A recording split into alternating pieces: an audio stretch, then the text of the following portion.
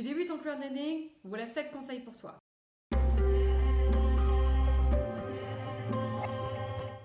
Alors, les 4 premiers, c'est des choses qui seront également applicables à d'autres domaines d'investissement que le crowdlending. Et les 3 derniers, c'est vraiment spécifique à ce secteur. Allez, on y va. Conseil numéro 1. Méfie-toi toujours de ces 3 facteurs psychologiques que sont l'avidité, la peur, la flemme. C'est quelque chose qui peut te prendre très souvent, notamment quand tu commences à investir. Moi, ça m'a déjà posé problème, ça m'a déjà fait faire des conneries et perdre de l'argent bêtement. C'est des choses qui sont évitables, donc vraiment fais gaffe à ça. Conseil numéro 2. Sois clair dans ta tête sur ce que tu veux. Alors ça paraît qu'on dit comme ça, mais c'est essentiel d'avoir un point clair sur ta situation financière. Ce que j'entends par là, c'est il y a plein de gens qui ne savent pas te dire quelles sont leurs dépenses mensuelles, fixes et variables. Et ça, en l'occurrence, c'est essentiel pour avoir un contrôle sur tes finances personnelles.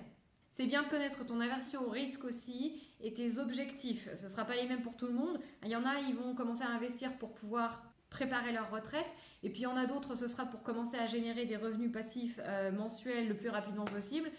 Donc ces choses-là, concrètement, en crowdlending, tu en as besoin pour pouvoir déterminer les critères à privilégier dans le choix des plateformes dans lesquelles tu vas investir.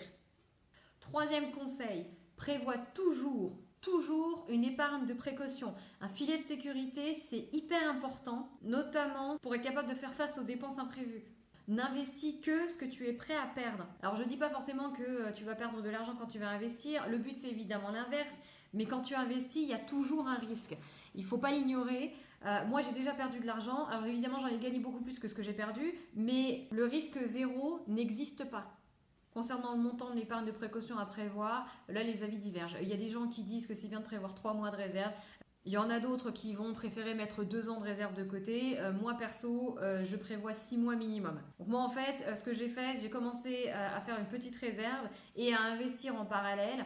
Et puis j'ai fait grandir ma réserve un petit peu plus rapidement que ce que j'investissais au fur et à mesure pour atteindre les 6 mois de réserve. Et à la fin, chacun voit midi à sa porte, mais l'essentiel vraiment, fais une réserve. Quatrième et dernier conseil général. Pose-toi la question de savoir si le crowdlending c'est fait pour toi ou pas. Donc tous les secteurs d'investissement ne sont pas faits pour tout le monde et le crowdlending ne fait pas exception à la règle. Alors certes, c'est un secteur très rentable et très accessible, mais c'est aussi un secteur jeune et qui est en cours de développement et ce qui n'est pas forcément du goût de tout le monde.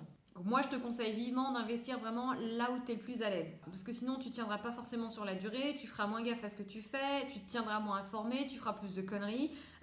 Et de cette manière-là, en fait, tu augmenteras tes chances bêtement de perdre de l'argent. Donc c'est important à savoir aussi. On attaque la deuxième partie avec le 5e conseil. Renseigne-toi toujours sur le sérieux de la boîte qui est derrière la plateforme. Alors pour ça, tu as plusieurs types de critères, comme l'âge de l'entreprise, le degré de transparence, si c'est une plateforme régulée par les autorités financières locales, la qualité du service client, les garanties proposées, etc. etc.